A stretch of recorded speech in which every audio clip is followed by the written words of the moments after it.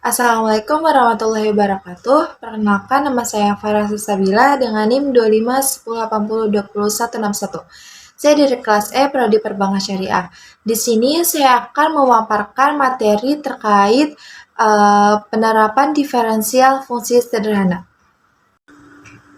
Diferensial atau turunan merupakan salah satu konsep penting dalam matematika yang banyak digunakan untuk menganalisis ekonomi.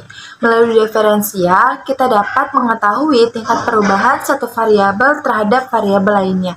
Dalam ekonomi, konsep-konsep ini digunakan untuk menganalisis elastisitas, biaya marginal, penerimaan marginal, utilitas marginal, hingga menentukan keuntungan maksimum suatu perusahaan. Yang pertama, saya akan membahas elastisitas permintaan. Elastisitas permintaan merupakan ukuran yang menunjukkan seberapa besar perubahan jumlah barang yang diminta akibat perubahan harga. Nah, secara umum, elastisitas permintaan itu dihitung dengan membandingkan persentase perubahan jumlah yang diminta terhadap persentase perubahan harga. Contoh penerapan dalam ekonomi, misalnya harga smartphone naik 10%. Jika permintaan turun sebesar 20%, maka permintaan tersebut dikatakan elastis karena perubahan permintaan lebih besar daripada perubahan harga. Nah, sebaliknya jika kebutuhan pokok seperti beras, itu kenaikan harga biasa tidak terlalu mempengaruhi jumlah yang dibeli oleh masyarakat. Karena itu, permintaannya cenderung inelastis. Yang kedua yaitu elastisitas penawaran. Elastisitas penawaran menunjukkan seberapa besar perubahan jumlah yang ditawarkan akibat perubahan harga. Dengan bantuan diferensial, produsen dapat mengetahui seberapa responsif jumlah produksi terhadap perubahan harga pasar.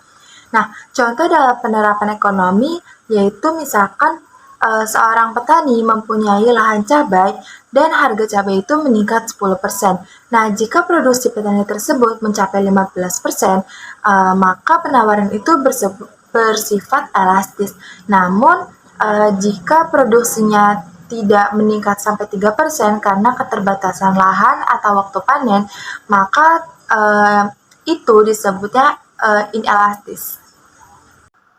Yang ketiga yaitu biaya marginal.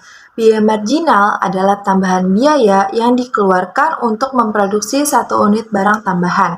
Nah, biaya marginal ini diperoleh dari turunan fungsi biaya total terhadap jumlah produksi.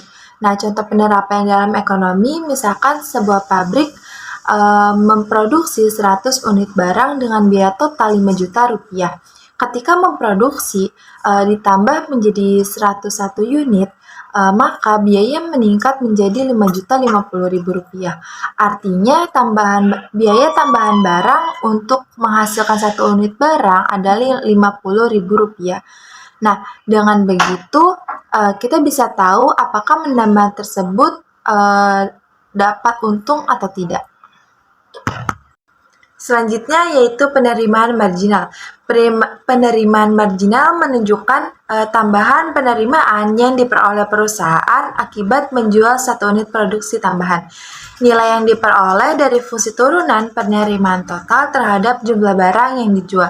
Contoh penerapannya dalam ekonomi yaitu perusahaan dapat menggunakan konsep ini untuk menentukan jumlah produksi yang memberikan pendapatan tertinggi. Selanjutnya yaitu utilitas marginal. Utilitas marginal merupakan tambahan kepuasan yang diperoleh konsumen dari mengonsumsi satu unit barang tambahan.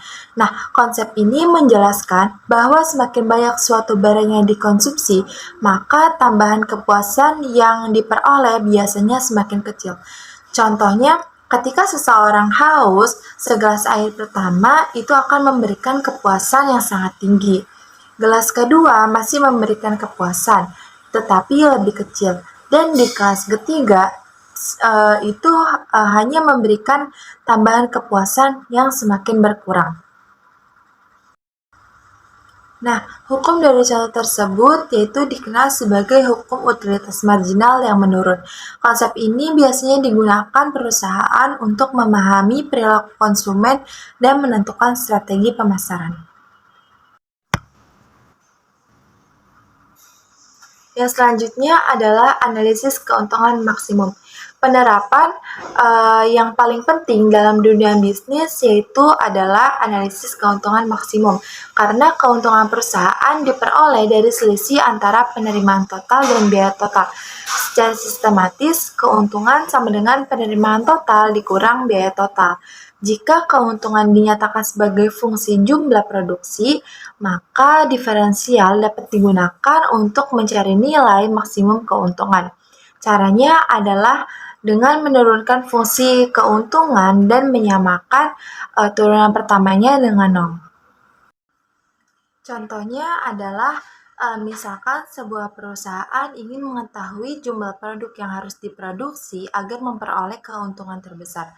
Nah, dengan menggunakan metode diferensial, perusahaan dapat menentukan titik produksi optimal sehingga biaya tetap efisien dan pendapatan menjadi lebih maksimal. Metode ini banyak digunakan dalam perusahaan manufaktur, perdagangan, hingga perbankan. Nah, dari pembahasan telah dipaparkan, dapat disimpulkan bahwa diferensial itu memiliki peran penting dalam ilmu ekonomi.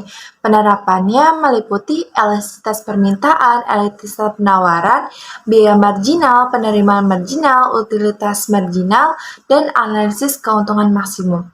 Dengan memahami konsep diferensial, perilaku ekonomi dapat mengambil keputusan yang lebih tepat dalam menentukan harga, jumlah produksi, serta strategi untuk memastikan keuntungan. Nah, mungkin itu saja materi yang dapat saya sampaikan. Kurang lebihnya mohon maaf. Wassalamualaikum warahmatullahi wabarakatuh.